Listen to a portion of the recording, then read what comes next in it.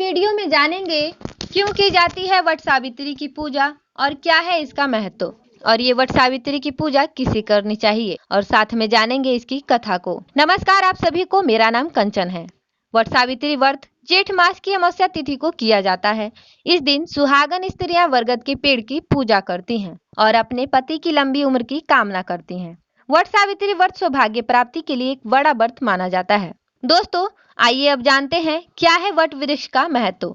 हिंदू शास्त्रों के अनुसार वट वृक्ष के मूल में ब्रह्मा, मध्य में विष्णु तथा अर्घ भाग में शिव का वास माना गया है। वट वृक्ष यानी बरगद का पेड़ देव का पेड़ माना जाता है। देवी सावित्री भी इसी वृक्ष में निवास करती हैं। मान्यताओं के अनुसार वट वृक्ष के नीचे सावित्री ने अपने पति को पुनः जीवित किया था। तब से यह व्रत वट सावित्री के नाम से जाना जाता है।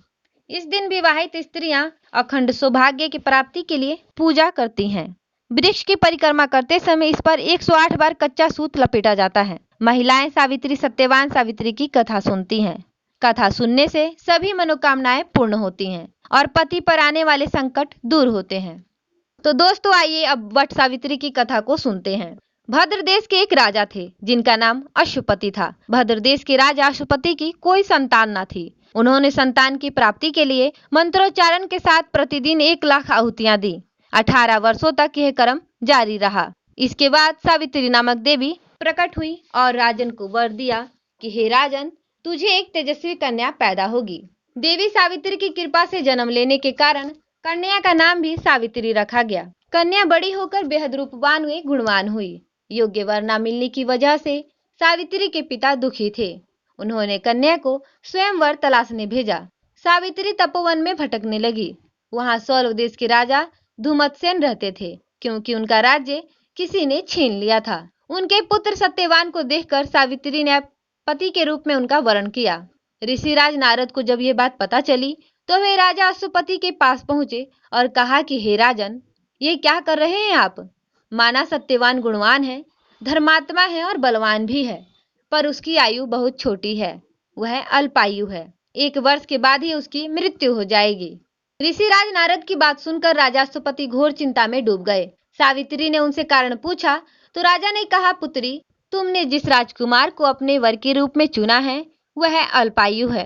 तुम्हें किसी और को अपना जीवन साथी बना लेना चाहिए। इस पर सावित्री ने कहा कि पिताजी, आर्य कन्याएं अपने पति का एक ही बार वरण करती हैं। राजा एक ही बार आज्ञा देता है और पंडित एक ही बार प्रतिज्ञा करते हैं और कन्यादान भी एक ही बार किया जाता है। सावित्री हट करने लगी और बोली, मैं सत्यवान से ही विवाह करूंगी। राजा अश्वपति ने सावित्री का विवाह सत्यवान से कर दिया। सावित्री अपने ससुराल पहुंचते ही सास ससुर की सेवा करने लगी।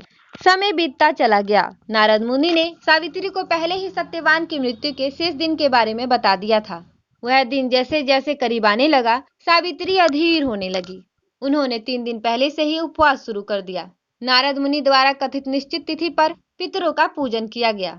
हर दिन की तरह सत्यवान उस दिन भी लकड़ी काटने जंगल चले गए। साथ में सावित्री भी गई। जंगल में पहुंचकर सत्यवान लकड़ी काटने के लिए एक पेड़ पर चढ़ गए। तभी उनके सर में तेज दर्द होने लगा। दर्द से व्याकुल सत्यवान पेड़ से नीचे उतर गए। सावित्री अपना भविष्य समझ गई। सत्यवान के सिर को गोद में रखकर सावित्री सत्यवान का सिर सहलाने लगी। तभी वहां यमराज आते दिखे। यमराज अपने साथ सत्यवान को ले जाने लगे। सावित्री भी उनके पीछे पीछे चल पड़ी। यमराज ने सावित्री को समझाने की कोशिश की कि यह विधि का विधान है, लेकिन सावित्री नहीं मानी। सावित्री की निष्ठा और पति परायणता को देखकर यमराज ने सावित्री से कहा कि हे देवी, तुम धन्य हो, तुम मुझसे कोई भी वरदान मांग सकती हो। सावित्री ने कहा कि मेरे सास ससुर वनवासी और अंधे हैं, उन्हें आप दिव्य ज्योति प्रदान करें। यमराज ने कहा, ऐसा ही होगा, जाओ अब लौट जाओ। लेकिन सावित्री अपने पति सत्यवान के पीछे पीछे चलती रही। यमराज ने कहा, देवी तुम वापस जाओ। सावित्री ने कहा, भगवान, मुझे अपने पति देव के पीछे पीछे चलने में कोई परेशानी नहीं है। पति के पीछे चलना मेरा कर्तव्य है। यह सुनकर उन्होंने फिर से उसे एक और वर मांगने के लिए कहा।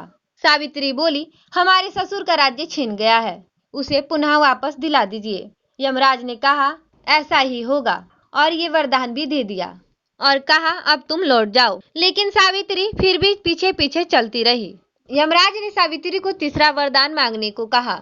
इस पर सावित्री ने 100 संतानों और सौभाग्य का वरदान मांगा। यमराज ने इसका वरदान भी सावित्री को दे दिया और कहा, जाओ, ऐसा ही होगा। सावित्री ने यमराज से कहा कि प्रभु, मैं एक पतिव्रता पत्नी हूँ और आपने मुझे पुत्रवती होने का आशीर्वाद दिया है। यह सुनकर यमराज को आश्चर्यचकित होना पड़ा और सत्यवान के प्राण छोड़ने पड़े। यमराज अंतर्ध्यान हो गए और सावित्री उसी वट वृक्ष के पास आ गई जहाँ उसके पति का मृत शरीर पड़ा था। सत्यवान जीवित हो गया और दोनों खुशी खुशी अपनी राज्य की ओर चल पड़े। दोनों जब घर पहुंचे तो देखा कि माता पिता को दिव्य ज्योति प्राप्त हो गई है। इस प्रकार सावित्री सत्यवान चिरकाल तक राज्य सुख भोगते रहे। अतः पतिव्रता सावित्री के अनुरूप ही प्रथम अपने सास ससुर का उचित पूजन करने के साथ ही अन्य विधियों को प्रारंभ करें। वट सावित्री व्रत करने और इस कथा को सुनने से उपवासक के वैवाहिक जीवन या जीवन साथी की आयु पर किसी प्रकार का कोई संकट आया भी हो तो वह टल जाता है। तो दोस्तों, ये थी वट सावित्री व्रत कथा। फिर मिलेंगे अगली वीडियो में। धन्यवाद।